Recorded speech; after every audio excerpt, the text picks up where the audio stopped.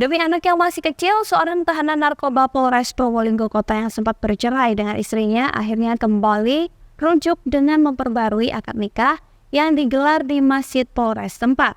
Sebelum rujuk, istrinya sempat menikah dengan pria lain, namun sering menjadi korban KDRT, akhirnya memilih cerai. Ayah, adek pengen ayah pacaran lagi sama mama. Adek kangen ayah. Kalimat tersebut yang membuat Doni, 31 tahun, tahanan narkoba Polres Probolinggo Kota Luluh, ingin menikahi kembali Yuli, mantan istrinya. Suasana bahagia dari kedua keluarga pasangan pengantin baik sebelum akad nikah hingga prosesi akad nikah. Hasil pernikahannya, keduanya dikaruniai 2 anak laki-laki berusia 9 dan 7 tahun. Tekad bulat sekaligus ingin menebus kesalahannya sebagai pengedar narkoba, Doni akhirnya memantapkan niatnya menikahi kembali mantan istrinya. Bercerai dengan Doni, Yuli sempat menikah dengan pria lain dan dikaruniai seorang anak laki-laki berusia sekitar 3 tahun. Seringnya menjadi korban KDRT, akhirnya memilih cerai.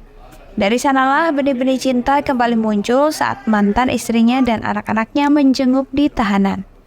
Hingga akhirnya anaknya mengajak orang tuanya rujuk dan kembali kumpul.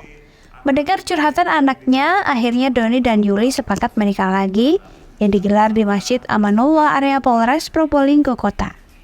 Usai menjalani akad nikah, Doni mengaku bahagia bisa kembali kumpul bersama istri dan anak-anaknya.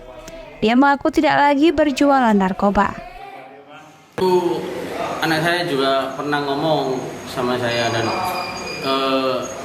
ayah kan dulu pacaran sama mama, kenapa kok sekarang nggak pacaran lagi aja gitu. Istilahnya kan mungkin ingin kita kembali lagi gitu. Jadi bilangnya kan anak kecil pacaran gitu. Jadi hati saya tersentuh gitu dari omongan anak saya itu untuk ingin rujuk kembali sama istri saya. Sementara itu, pihak Polres Probolinggo Kota memberikan hak kepada tahanan untuk menjalankan akad nikah. Namun hak lain seperti resepsi hingga malam pertama tidak diberikan. Keduanya baru bisa kumpul setelah tersangka usai menjalani masa hukuman.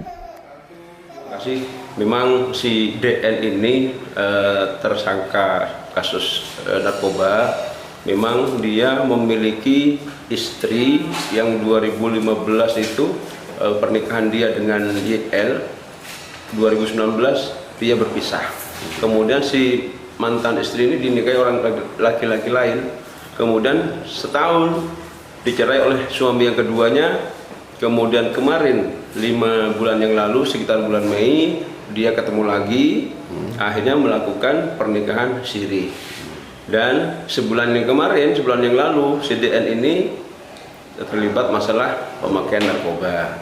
Akhirnya pihak keluarga dan pihak dari istri sirinya ini yang notabene mantan istrinya dulu, dilaksanakanlah pernikahan supaya resmi dan muncul kartu pernikahan.